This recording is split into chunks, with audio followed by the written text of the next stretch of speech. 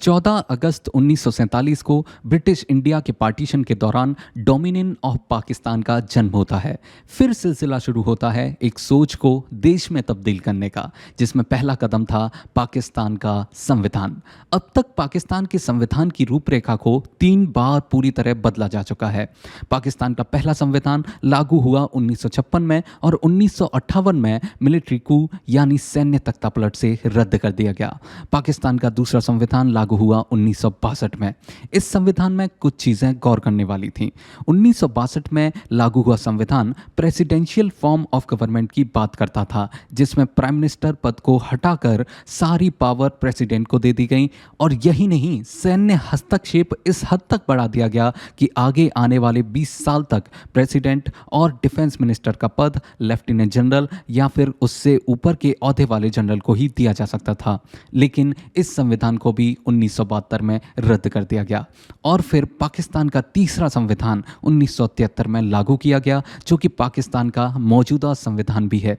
ये पहला ऐसा संविधान था जो जनता के द्वारा चुने हुए लीडर्स ने बनाया था और इसमें भारत की तरह पार्लियामेंट्री डेमोक्रेसी का प्रावधान है, जिसमें मुख्य भूमिका प्रधानमंत्री की होती है।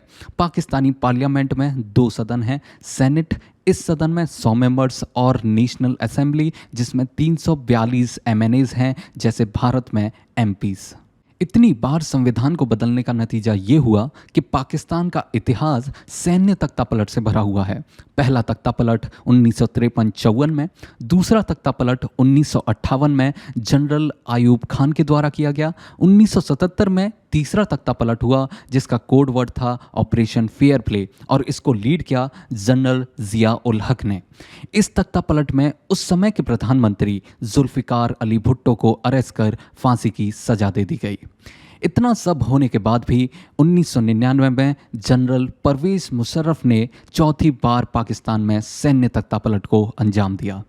अब आते हैं पाकिस्तान के मौजूदा हालात पर। आखिर क्यों पाकिस्तानी प्रधानमंत्री इमरान खान को अविश्वास प्रस्ताव का सामना करना पड़ा? गौर करने वाली बात यह है कि पाकिस्तान में आम चुनाव 2023 में होने हैं। इसका मतलब ये हुआ कि मौजूदा सरकार के पास अब सिर्फ 1.5 साल का ही कार्यकाल बाकी है। तो फिर आखिर क्यों विपक्ष इतनी जद्दोजहद कर रहा है इमरान खान गवर्नमेंट को गिराने के लिए? इमरान खान का कहना है कि गवर्नमेंट को गिराने के पीछे अंतर्राष्ट्रीय ताकतों का हाथ है। लेकिन पाकिस्तानी जर्नलिस्ट हामिद मीर और अपोजिशन की माने तो इमरान खान कुछ इलेक्टोरल रिफॉर्म्स लाने वाले थे, जैसे ओवरसीज पाकिस्तानीज को वोटिंग राइट देना, जो कि लगभग 90 लाख के करीब हैं और जिनमें ज़्यादातर पीटीआई के ही वोटर्स हैं, और इलेक्शंस के लिए ईवीएम को यूज़ करना। अपोजिशन का डर यहाँ पर है कि इसके लिए सही फंडिंग होना बहुत ज़रूरी है।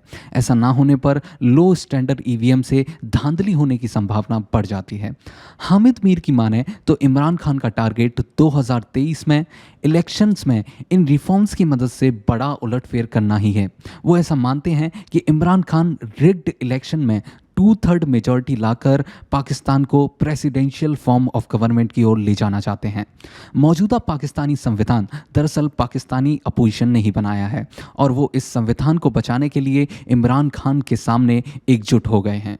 इमरान खान की कुर्सी ना छोड़ने की जिद के चलते अपोजिशन को कई मुश्किलों का सामना करना पड़ा।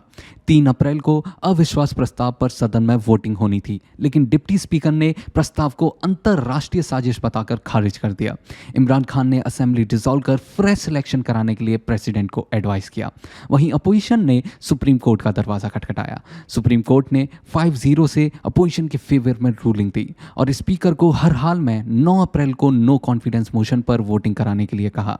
इमरान खान की जिद के चलते स्पीकर और डिप्टी स्पीकर देर रात तक वोटिंग कराने से परहेज करते रहे।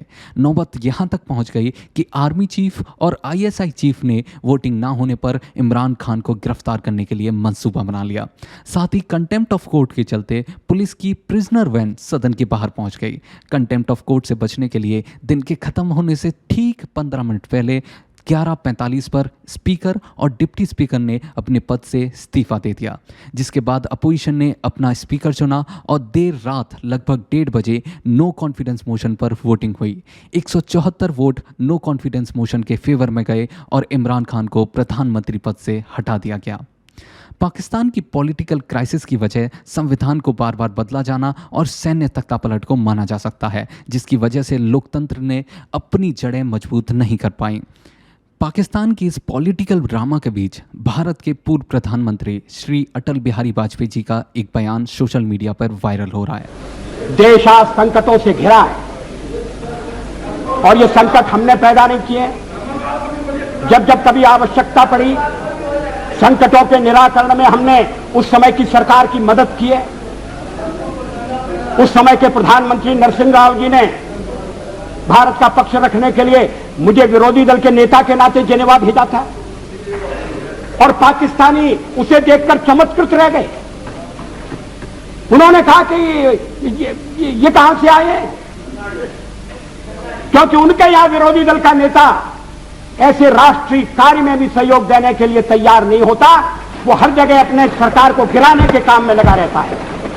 ये हमारी परंपरा नहीं है, ये हमारी प्रकृति नहीं है और मैं चाहता हूं ये परंपरा बनी रहे, ये प्रकृति बनी रहे। सत्ता का खेल तो चलेगा, सरकारें आएंगी जाएंगी, पार्टियां बनेगी बिगड़ेंगी, मगर ये देश रहना चाहिए, इस देश का लोकतंत्र अमर रहना चाहिए। उन्हें भी अविश्वास प्रस्ताव का सामना करना पड़ा था और उन्होंने एक लोकतांत्रिक राजनेता की तरह प्रस्ताव को स्वीकार किया और सिर्फ एक वोट से उन्हें हार का सामना करना पड़ा।